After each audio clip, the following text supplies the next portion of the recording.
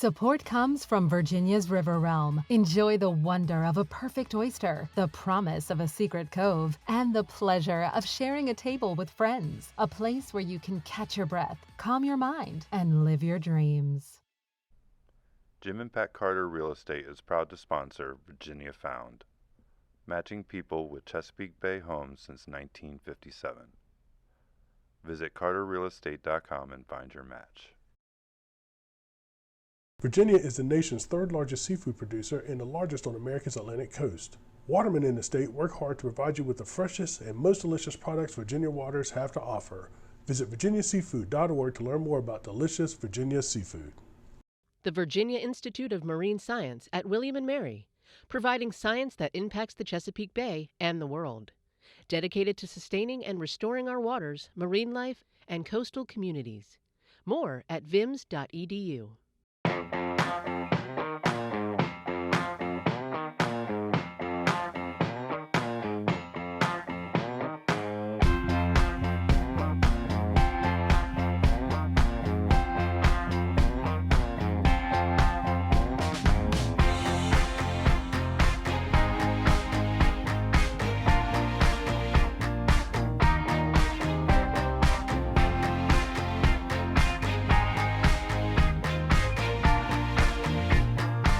Hi everyone, I'm Dave Parker with Virginia Found.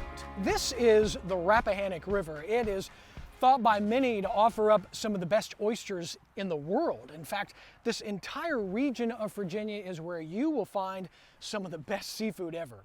But while the area is populated by hard-working watermen, it is thought by many others as a place where you can relax and unwind. Today, Virginia Found is in Virginia's river realm. Ah, the countryside of Virginia. This is probably what comes to mind when you think of that. Quaint small towns with welcoming white picket fences, the frequent sight of livestock, locally sourced restaurants, antique stores festooned with Civil War cannons out front. But that's not only what should come to mind in this part of Virginia. For generations, it's been known as the Northern Neck, but is now being rebranded as Virginia's River Realm. Whatever you'd like to call it, geographically, it's that part of the Virginia coast between Northern Virginia and Hampton Roads. And it is here where you will find something very special. This is seafood country. If you live here or just visit for lunch, you're expecting any seafood that hits your plate to be right off the boat.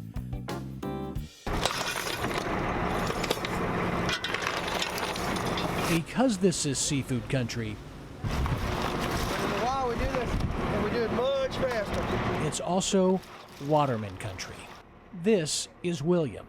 He makes a living doing something that most people either wouldn't or couldn't, even though they travel for miles to eat what he catches. He's a third-generation waterman and has been working these waters since he was 8. While he goes to a beautiful office, it can be a hard, long, and even dangerous workday, and he does it 12 months a year. He has to. Between regulations, competition, and the lasting effects of pollution, not many people here are getting rich. That's one of the reasons William agrees to take people like me, who are mad for mollusks, out on the Rappahannock River for a few special hours to do something I had heard of other people doing, but never thought I'd actually get the chance. All right, so we're here with William. William's about to take us out, and we're going to do some oyster harvesting. We get to taste the oysters out on the boat, right? Yes. Man, I can't wait. If you weren't doing this, if you weren't a waterman, what do you think you'd be doing in life? If I weren't a waterman, I'd be a carpenter. A carpenter. All right, still working with your hands, huh? What's the worst weather you've ever been out in this boat? Last winter was the worst. We had several occasions where the boat was so rough. One time I had a sea come over the stern and put about 200 gallons of water in at one time, pulled it right down. And the worst time, the only time I've been scared yet, it was so rough and I kept pushing the limit, and the boat got rolled to the point where she was on pinnacle, and she hit this point, and I didn't think she'd come back, but she did. You ever get tired eating oysters? No, because when I get tired, I just stop. For those of us who love oysters, this is almost a bucket list item. After a 30 to 45 minute boat ride, William dredges for the oysters,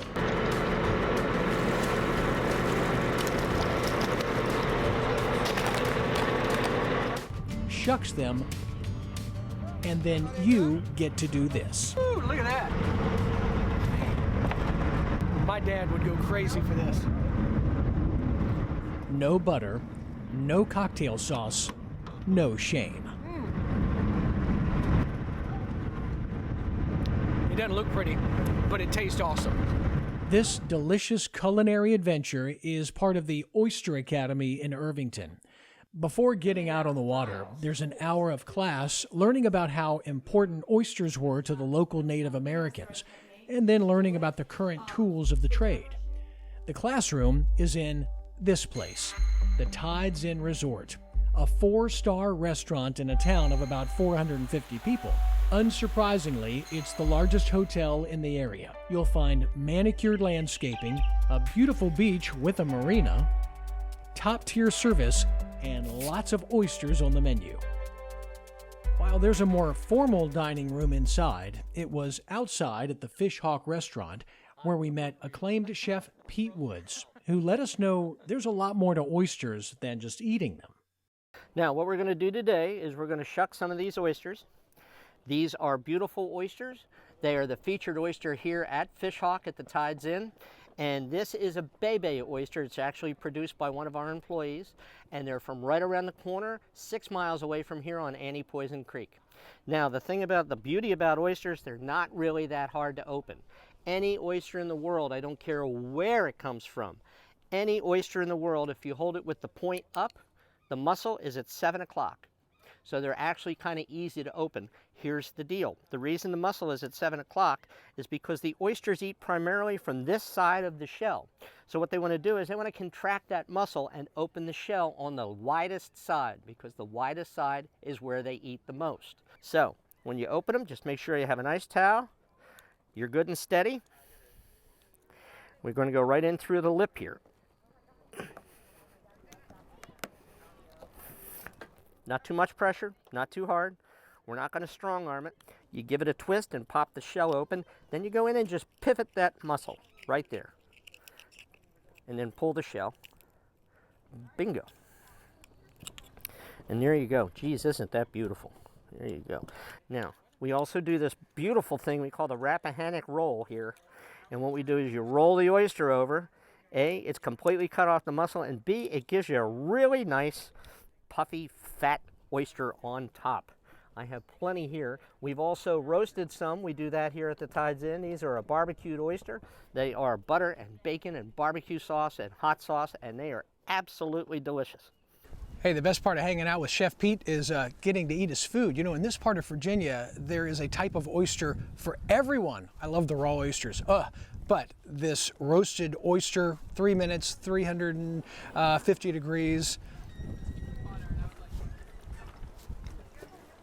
I mean, I don't know how you can beat that. That is absolutely delicious. Thank you, Chef Pete. Irvington is fairly typical of many of the small towns you'll find along this part of the Virginia coast. A variety of locally owned shops and restaurants, and the occasional farmer's market, many of which rely heavily on tourism. Because those tourists also like to get out and explore and relax, you'll also find windswept in Irvington.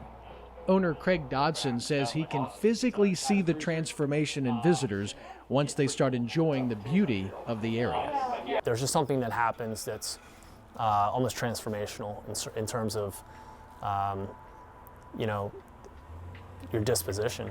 Like everything just sort of, all the wrinkles get ironed out here. And it's slower, it's just, but in all the right ways. It's amazing seeing people come in and they will have just gotten to town like 30 minutes ago, checked in at the Hope and Glory, the Tides, or one of the Airbnbs, and by the time they're coming through my doors, life is good.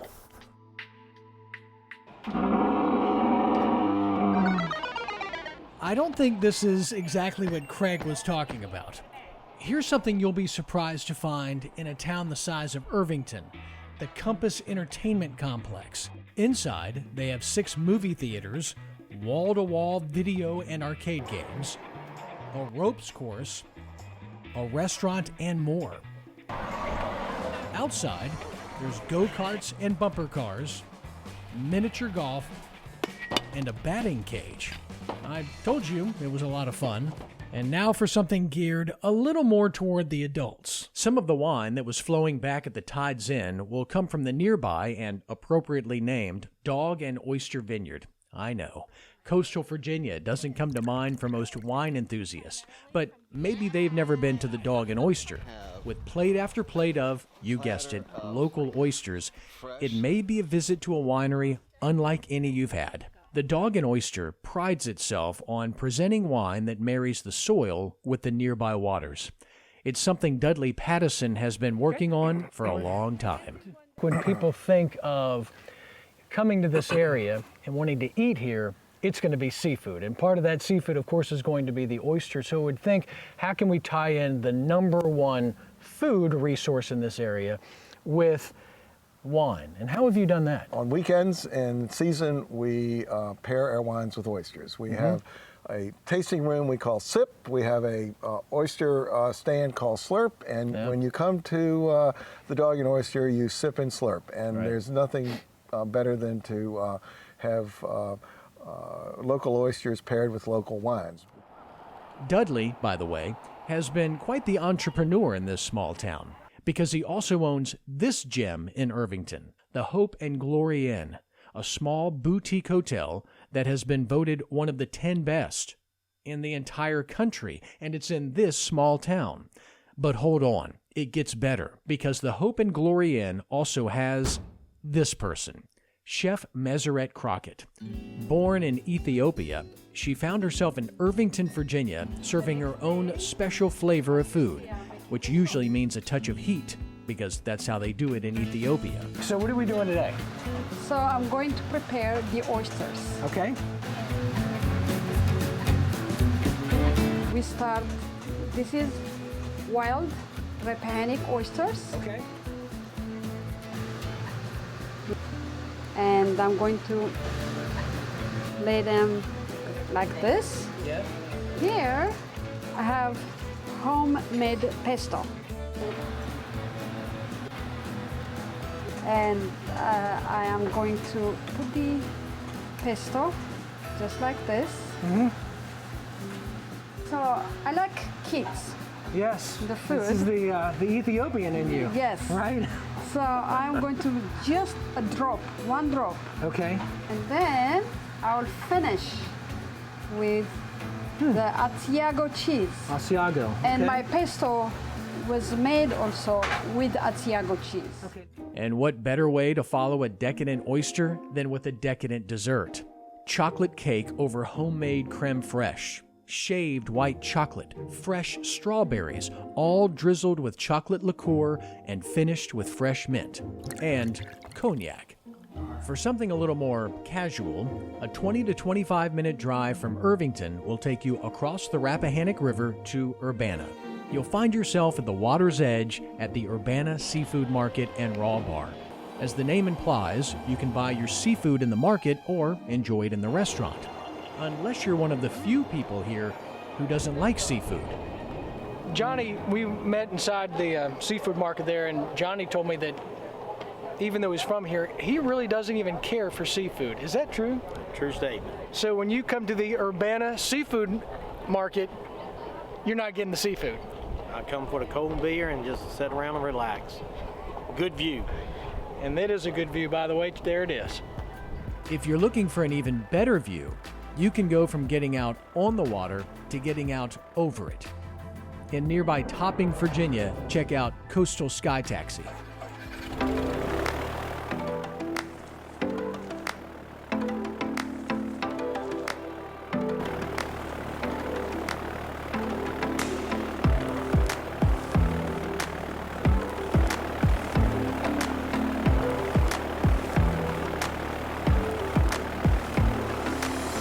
Great flight, man. Yeah, enjoyed it. All right, check out Davey. The Coastal Sky Taxi was awesome. There you go. And now for a little history.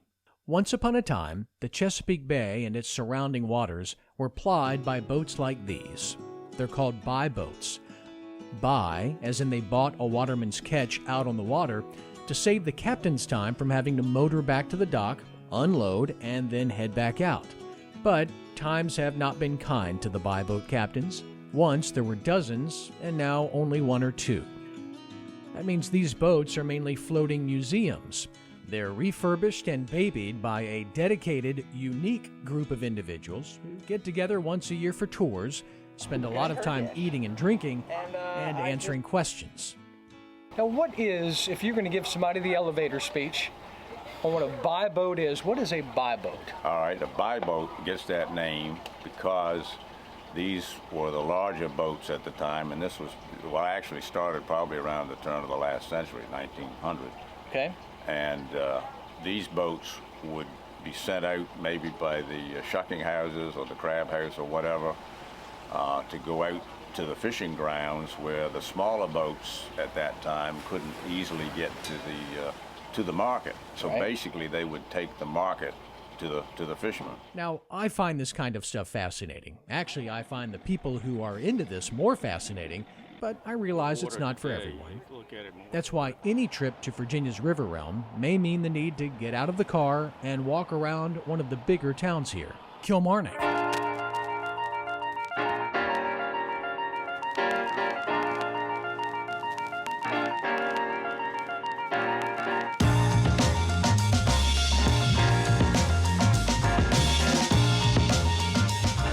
One of the biggest destinations in town is the Kilmarnock Antique Gallery. Just like most antique stores, it has all the usual knickknacks, from furniture to glassware, dolls, books, cards, collectibles, dogs. You know the drill. But since this is an antique store in Virginia's river realm, you'll also find these. Oyster plates. Lots and lots of oyster plates. And oyster cans. Lots and lots of oyster cans. And books to tell you about all those oyster plates and cans. This is more of a man's collection, the oyster cans. There's some people that have hundreds of them. Man cans. Man cans, yeah. To go into man cave. One of the lodging highlights in town is the Kilmarnock Inn. This place is simply beautiful. Since Virginia is known as the presidential state, their 19 rooms are housed within several cottages that are named after U.S. presidents who were from Virginia. The restaurant serves breakfast and lunch and is open to the public. And don't miss the chance to spend some time in the spectacular courtyard. It is quite the oasis in this small town. Now, you may have the impression from earlier in this episode that everything in this part of Virginia is about oysters. Well, I need to show you something. 15 minutes from Kilmarnock is lively Virginia. There's a stoplight, an insurance agency, a bank, a Dollar General, a few other businesses and restaurants, but I was here for one reason. The world-famous Corner Bar and Grill. With a pinball machine and pool table in the back and absolutely no hint of finery, I knew I was in the right place. But what is it actually famous for? I was told to come to the world-famous Corner Grill mainly for two reasons. One, coldest beer in town, if they got that right, and their crab cake sandwiches, which by the looks of it is about the size of a small frisbee.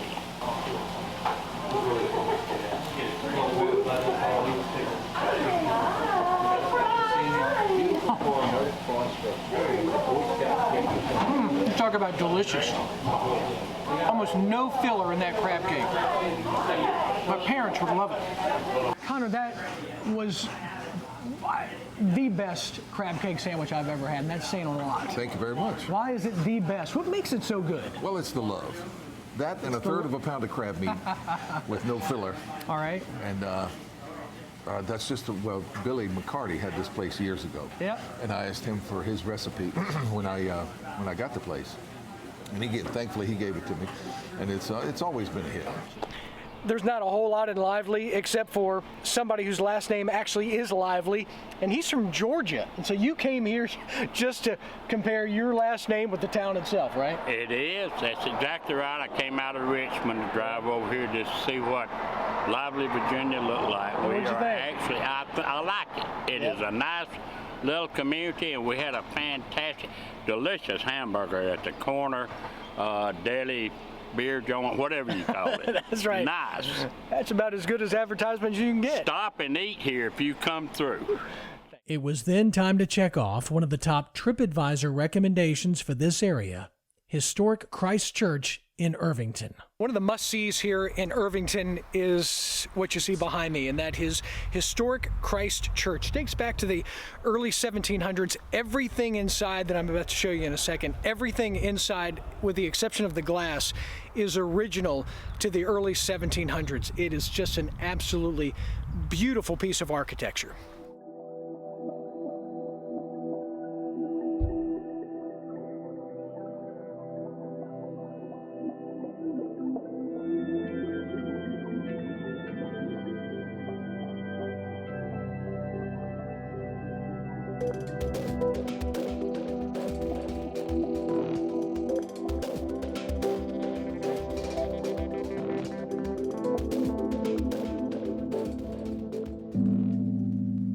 If you're like me, it's hard to fully enjoy the sightseeing when there's another seafood restaurant just down the road. But we're heading to no ordinary seafood spot. This is Marwah, one of the most celebrated restaurants in Virginia. With scenic views of the water and oyster shells in the parking lot, you know what's about to happen.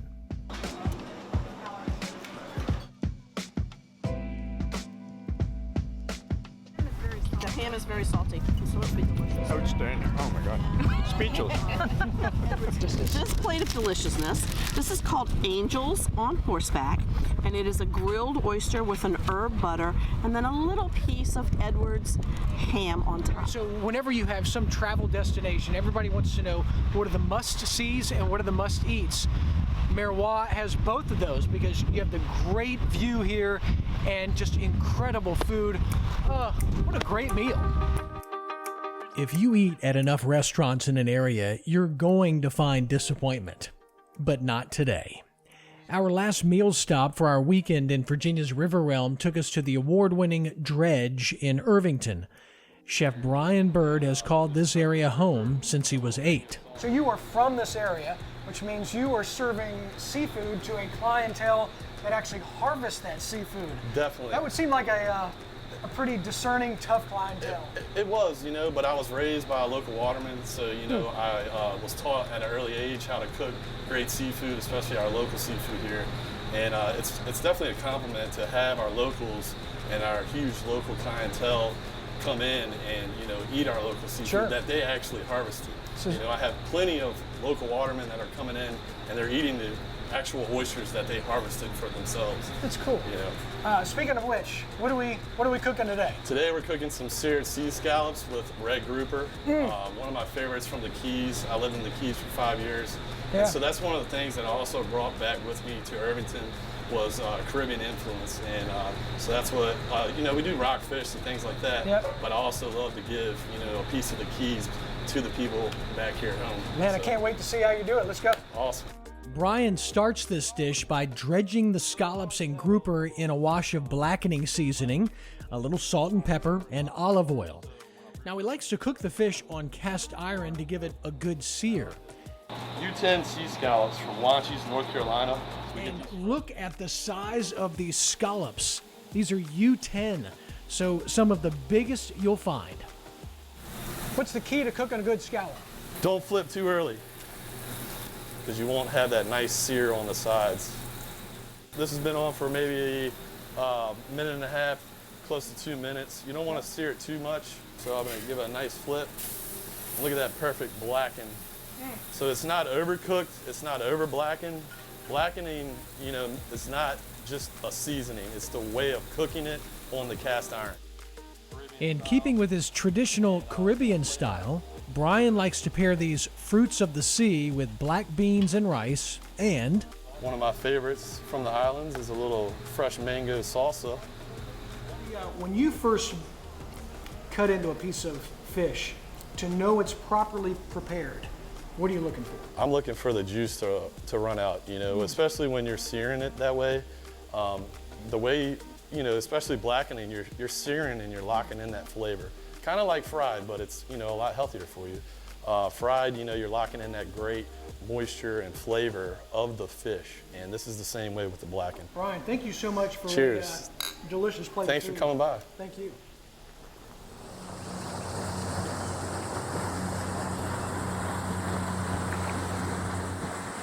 That's pretty, isn't it?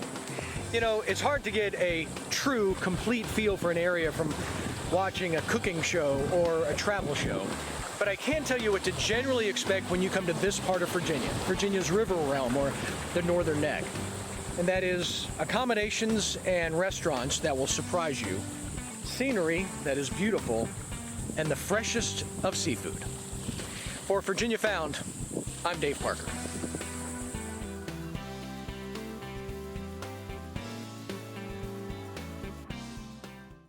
Support comes from Virginia's river realm. Enjoy the wonder of a perfect oyster, the promise of a secret cove, and the pleasure of sharing a table with friends. A place where you can catch your breath, calm your mind, and live your dreams. Jim and Pat Carter Real Estate is proud to sponsor Virginia Found, matching people with Chesapeake Bay homes since 1957. Visit carterrealestate.com and find your match. Virginia is the nation's third largest seafood producer and the largest on America's Atlantic coast. Watermen in the state work hard to provide you with the freshest and most delicious products Virginia waters have to offer. Visit virginiaseafood.org to learn more about delicious Virginia seafood. The Virginia Institute of Marine Science at William & Mary, providing science that impacts the Chesapeake Bay and the world. Dedicated to sustaining and restoring our waters, marine life, and coastal communities. More at vims.edu.